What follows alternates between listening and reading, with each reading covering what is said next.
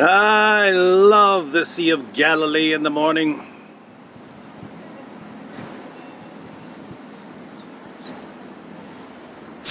All right, we are in Magdala, town in northern Galilee. It was a fishing village, and this was the home of Mary Magdalene.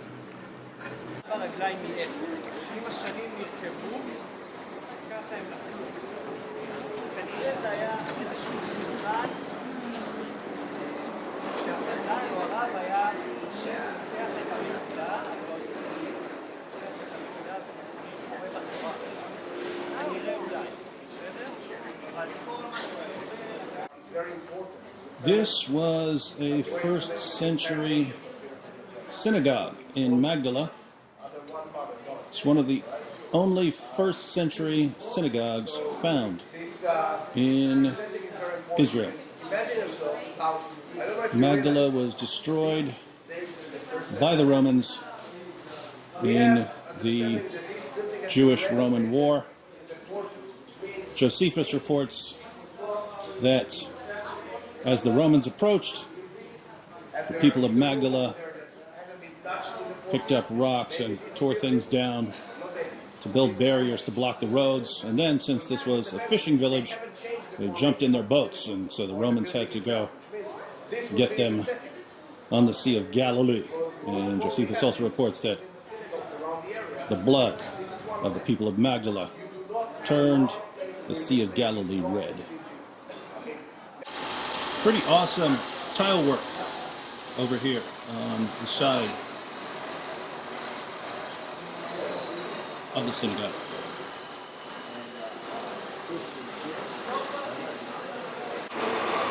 This is the Magdala stone. You can see the menorah on it, and this is the earliest instance found of a menorah in Galilee. And the menorah, even more so than the Star of David, is the symbol of Jews.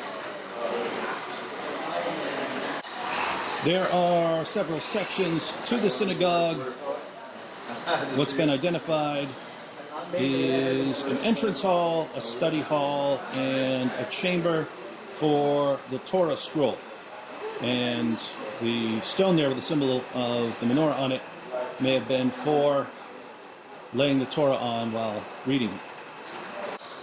This is a market area, and this was a fishing village, so a lot of the bowl-shaped things or enclosures here, this would have had to do with fishing, having fish, salting fish so that you could sell them in other areas.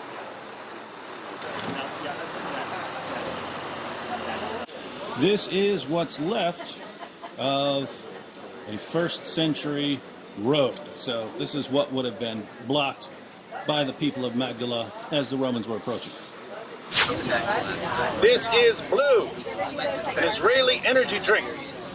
Basically Krav Maga in a can.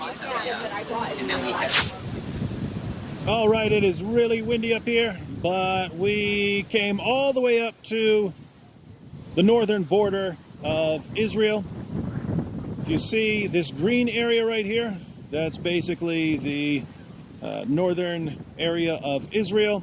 And if you look, try to zoom in, if you look over here to where you have trees, that's actually Syria. So that's where you cross over into Syria. Over in the distance, way over in the distance here, you have this giant mountain range that's often mistakenly referred to as Mount Hermon.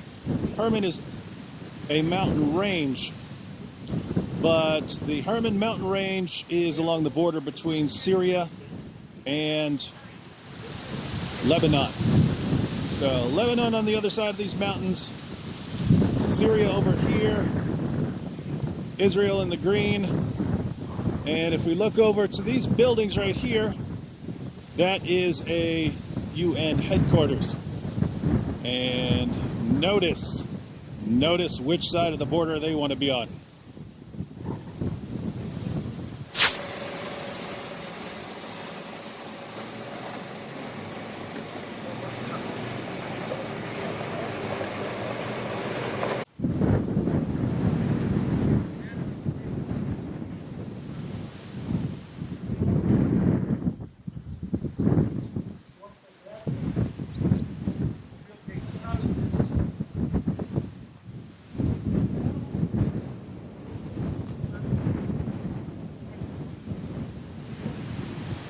came up on the roof of this building. This used to be the Syrian military headquarters, built for Syria by the Russians, which is why you can see this beautiful Russian architecture, obviously influenced by the classics. This was taken in the 1967 war and is now used, one, by film crews who want a really cool looking dilapidated building, and for training in really bad terrorist situations. Mainly what happens if terrorists attack a school. You can see, even though this wasn't a school, it's set up like a school. So this is where Israeli police and soldiers do training for those kinds of situations. If you woke up and didn't know where you were, of course, you'd assume that you're in Detroit, but you're not. We are right along the Syrian border. The Syrian border is out that way, although we have to use the term border lightly. Part of the definition of a border is that it's recognized by the countries on the opposing sides of the border, and Israel has no border with Syria that is recognized by both sides. Israel has a border with Egypt. Israel has a border with Jordan. There is no recognized border with Syria, but we're at a sort of border for practical purposes as of right now.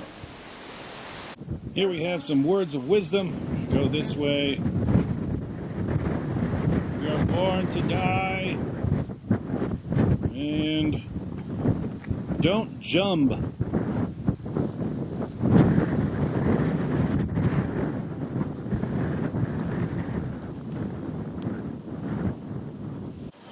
This building reminds me of Sam Shamoun's YouTube channel. Bombed out and depleted.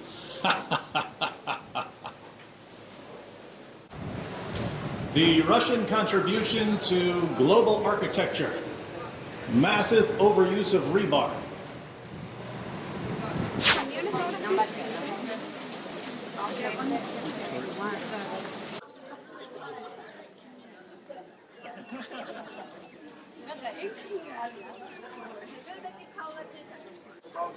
So these are some of the ruins of Capernaum. Capernaum is one of the most important cities in the New Testament.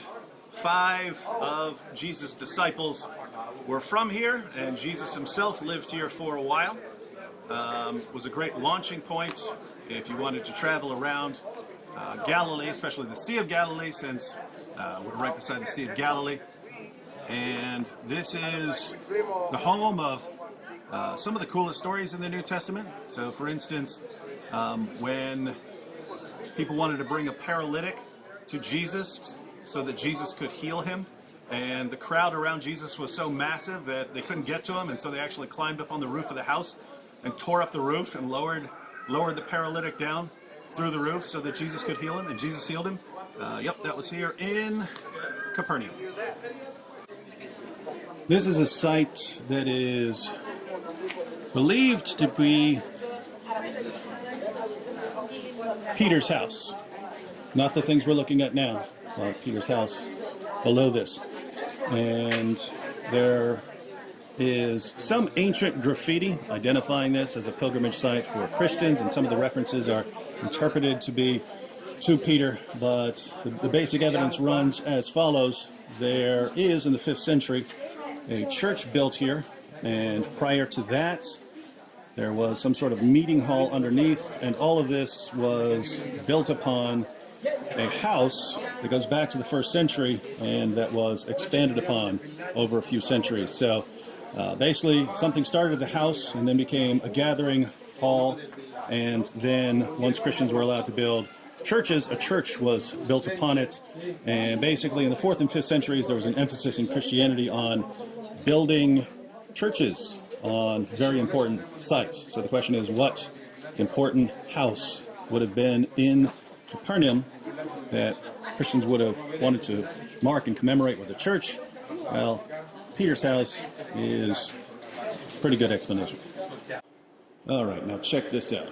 So this is a church which is built over the ancient church, which is built over a meeting room which was supposedly modified from Peter's house.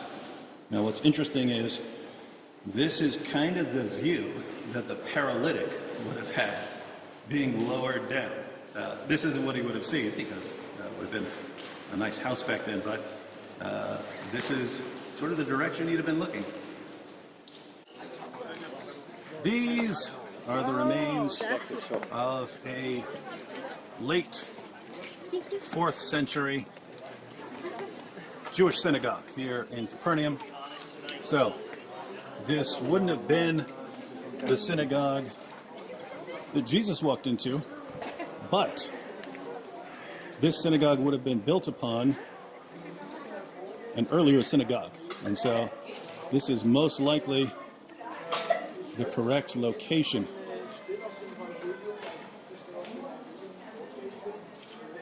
And so we are walking where Jesus once walked. Now there's a meeting room over here on the side, been some sort of study hall.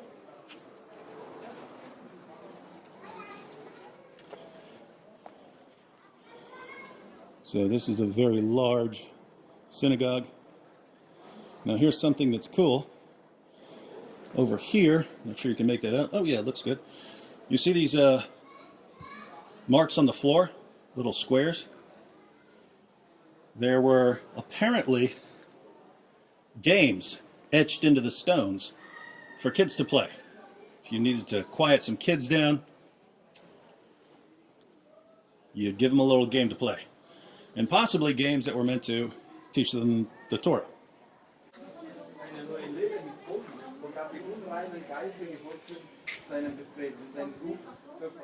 Anyone want to translate this in the comment section?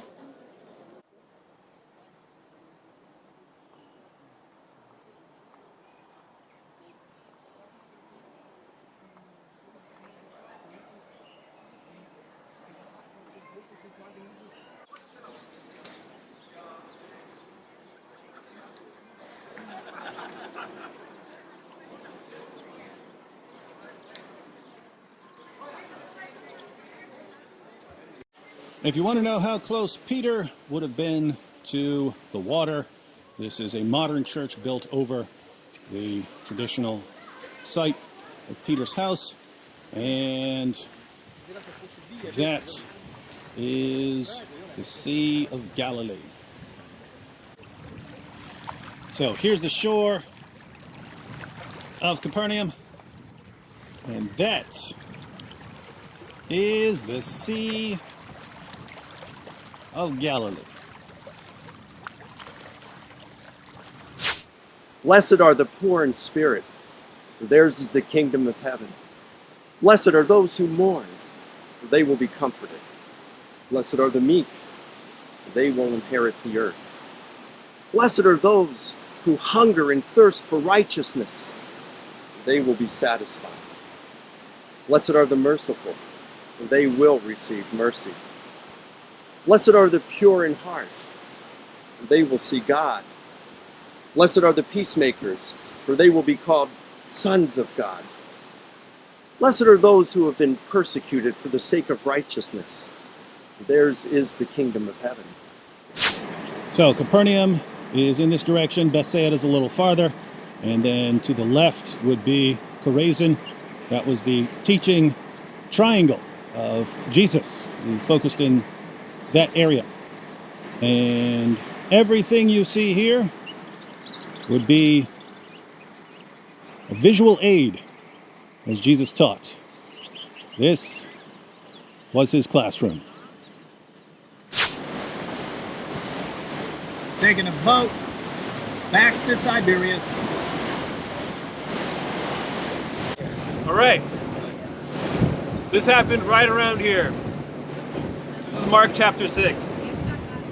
Immediately, Jesus made his disciples get into the boat and go before him to the other side, to Bethsaida, while he dismissed the crowd. And after he had taken leave of them, he went up onto the mountain to pray, right over there. And when evening came, the boat was out to sea, and he was alone on the land. And he saw that they were making headway painfully, for the wind was against them. At about the fourth watch of the night, he came to them walking on the sea, right here. He meant to pass by them, but when they saw him walking on the sea, they thought it was a ghost and cried out, for they all saw him and were terrified. But immediately he spoke to them and said, "Take heart, it is I. Do not be afraid." And Jesus got into the boat with them, and the wind ceased. And they were utterly astounded.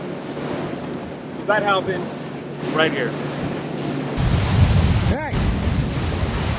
Hey, you stupid wind and waves! Hey! Hey, Galilean waters! Jesus owns you! Jesus walked all over your face! How did that feel? We are pulling into the port city of Tiberias along the Sea of Galilee.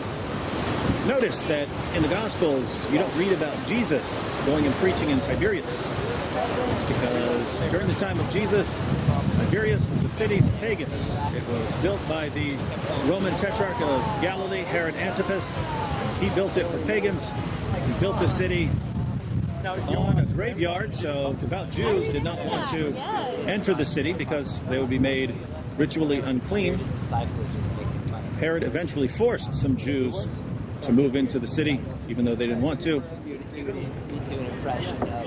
But eventually, the city became an important, very important city for Jews.